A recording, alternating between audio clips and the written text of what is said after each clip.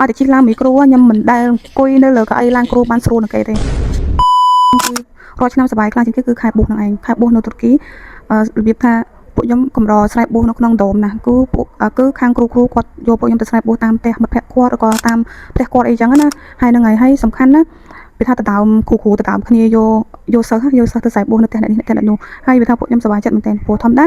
យើងបានគ្រឿងស្រែបួសឬក៏ម្ហូបឆ្ងាញ់ហើយធម្មតាម្ហូបដែលនៅតាមផ្ទះគឺពួកគាត់ធ្វើឆ្ងាញ់មែនទែនធ្វើឆ្ងាញ់ជាងនៅក្នុងដងនោះស្រាប់ហើយវាថាមុខម្ហូបបែបលក្ខណៈថាថ្ងៃនេះសាបស្អែកប្រៃអីចឹងវាបែបអញ្ចឹងតែពេលហ្នឹងទៅហើយឲ្យទៅដល់ខែបួសគ្រូនឹងទៅឆាតនៅក្នុងក្រុមមកថា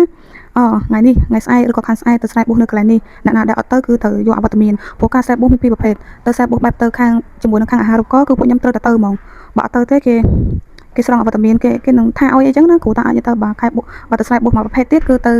ផ្ទះគាត់ឬក៏ទៅផ្ទះមិត្តភក្តិគាត់ឬក៏យើងជួបតាមផ្លូវយើងស្គាល់យាយតាអីគាត់សួរពីយើងថាយើងជាសិស្សមកពីណាអីចឹងទៅគាត់វាថា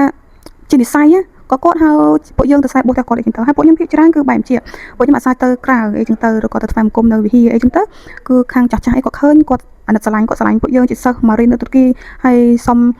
WhatsApp គ្នាទៅវិញទៅមកទៅក៏មានឱកាសហៅពួកខ្ញុំទៅស្រែបួសនៅផ្ទះគាត់អីចឹងទៅទាំងក៏ប្រដៅទៅជួបគ្នាអត់ដែរទាំងស្គាល់គ្នាពីដើមមកទេចឹងហើយឲ្យទៅដល់ខែបួសគឺ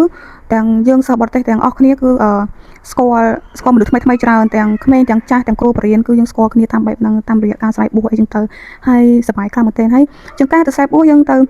ជិះឡានក្រុងដោយខ្លួនឯងអីចឹងណាគេតម្លាក់ location មកយើងទៅតាមគេអីចឹងទៅហើយម្ដងទៅស្រែបួសនឹងមិនគ្នាពី3នាក់ទេក្រោម10នាក់ជាទូទៅខាងតុរគីហៅ7នាក់6នាក់យល់ក្រោម10នាក់ហ្មងណាបើទៅគ្នាច្រើនគឺបែបខាងអាហារូបករណ៍40នាក់ឬក៏80នាក់អីចឹងទៅហើយហ្នឹង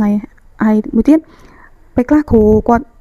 នឹកថាកន្លែង iftar ឬក៏កន្លែងស្រែបួសវារៀងចិត្តដែរគាត់យកឡានគាត់ជូនពួកខ្ញុំហើយដូចខ្ញុំផុសវីដេអូមួយថ្ងៃមុនចឹងគឺបច្ច្រេតគ្នាហ្មងដាក់ពួកខ្ញុំហើយខ្ញុំជាចំណែកលើសគេហ្នឹងអង្គុយទៅលើកផ្លូវគេរហូតឲ្យតែជិះឡានមីក្រូខ្ញុំមិនដែលអង្គុយនៅលើកៅអីឡានគ្រូបានស្រួលនឹងគេទេបងអង្គុយលើកផ្លូវគេទេអង្គុយក្នុងគូតឡានមកដោយសារយើងមានតូចជាងគេអញ្ចឹងណាតែពេលទៅគ្រូគាត់ឃើញអញ្ចឹងវាលក្ខណៈថាសប្បាយទាំងសិស្សសប្បាយទាំងគ្រូតែដល់ខែបួសមកគឺម្នាក់គឺសប្បាយខ្លាំងនឹងការទៅស្រែបួសនៅតាមផ្ទះបងប្អូនតុរគីអីចឹងទៅ